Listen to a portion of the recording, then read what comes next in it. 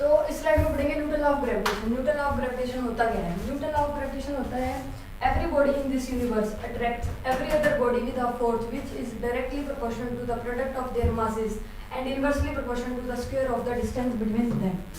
इसमें बता रखा है कि अगर यूनिवर्स में कोई भी दो बॉडी है, जैसे मान लो ये दो बॉडी है, एक है m1 की, एक है m2 की, और जो इनके सेंटर के बीच का जो गैप है वो क्या है r। तो इस केस में ये एक दूसरे को अट्रैक्ट करेगी, ठीक है, और अट्रैक्ट करेगी तो ये एक दूसरे पर फोर्स लगाएगी। वो फोर्स होगा वो डायरेक्टली प्रोपोर्शनल होगा m1 m2 के, इनवर्सली प्रोपोर्शनल होगा r स्क्वायर की, और इन दोनों को जोड़ के अगर हम लिखेंगे तो वो हो जाएगा f directly proportional m1 m2 by r square. और अगर हम इसको हटाएंगे तो यहाँ पर आ जाएगा g कांस्टेंट, g कांस्टेंट आ गया तो यहाँ का फॉर्मूला बन गया f equal to g m1 m2 by r square, ठीक है।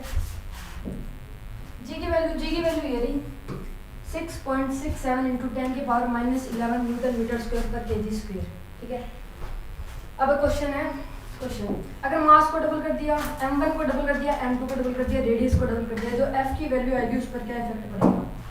तो ये क्वेश्चन है। तो यहाँ पे देखो, जैसे ये g है, इसको डबल कर दिया, इसको डबल कर दिया और इसको भी डबल कर दिया तो ये 4 हो जाएगा, यहाँ से ये कट गया तो सेम वैल्यू आ जाएगी, तो इस पर कोई इफेक्ट नहीं पड़ेगा, तो इसका आंसर आएगा नो इफेक्ट, ठीक है। सेकंड क्वेश्चन क्या है? अगर m1 को 2 kg कर दिया, m2 को 4 kg कर दिया और जो रेडियस उसे 2 मीटर कर दिया, जो f की वैल्यू है उस पर क्या इफेक्ट पड़ेगा? और ये g की टर्म्स में बनाना है, ठीक है। तो अब इसमें ही करते हैं, सेम करते हैं हम।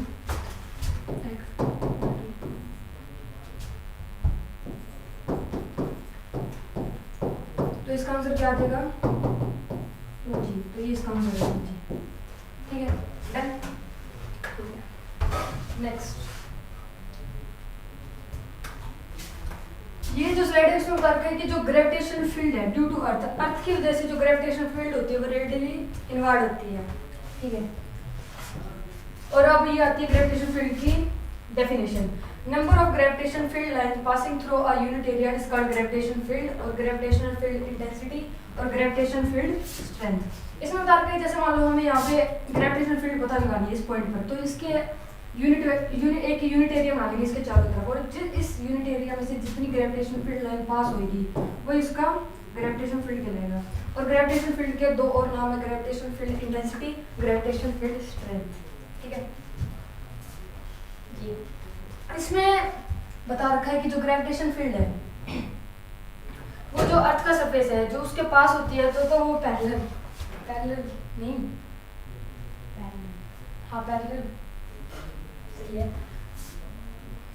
ये ऐसे लगती है, इसे हम यूनिफॉर्म लेके